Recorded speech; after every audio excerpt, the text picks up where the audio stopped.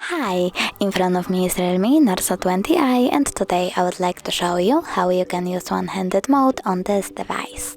First of all, go into Settings and scroll down. Now click on Convenience Tools, tap on Navigation Buttons, and click on the switcher next to pull down to enter one-handed mode.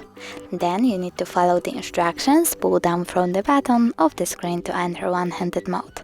So I will do that right now. And as you can see, one-handed mode is working properly. If you want to change placement of the screen, click on this icon over here.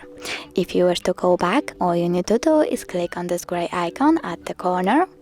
And to turn off one-handed mode completely, tap on the switcher again.